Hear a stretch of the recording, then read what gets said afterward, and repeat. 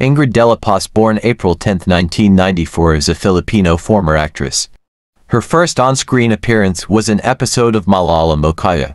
She appeared in the 2013 ABS-CBN romantic drama television series, Got to Believe. Dela Paz was born and raised in a Catholic family. She is the second of 4 children. She was raised for most of her childhood by a single mother. She studied mass communication at Far Eastern University. As a professional model, Dela Paz was first featured in Monday magazine's Bureau Crazy article in 2010.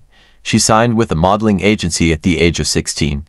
She has done photo shoots with brands including Kickers, Yamaha, and Smart. Dela Paz has appeared on a number of television shows and first came to public attention for appearing as Patricia in ABS-CBN's 2013 Philippine romantic comedy television series, Got to Believe.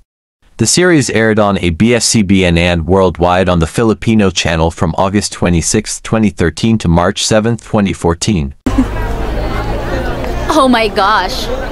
Kaya naman pala weirdo. May a family of weirdos. Yeah. Ako si Yayen. Kapatid ako ng asawa ni Charity.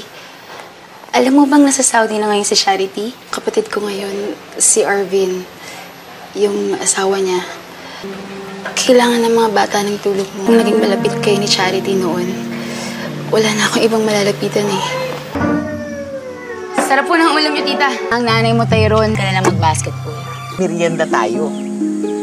Hindi po ba nakakahiya? Baka nandyan po yung mga anak niyo. Sigurado kung nandun si Joaquin. Nasa computer shop kasi ako kagabi at may nakita akong tweet ni Tidit. Sa pagkakaalam ng lahat, nasa Hong Kong si Joaquin. Kaya nagulit ako na sinabi mo nasa perya siya. Basta kunin mo din ako Sabi kasi ni Auntie, magpadala daw ako ng solo picture. Irereto daw niya ako rin sa Ate, ayoko nang masangkot pa sa gulo. Ano na pong balita kay Ate Patty? Sabi siya ng totoo. Paano kung wala talaga siyang kinalaman sa pagkawala ni Monique? Doon siguro ilagay ito, no?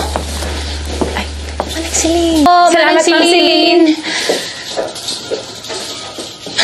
Ano nangyayari? Ewan ko dito. Ano ginagawa mo?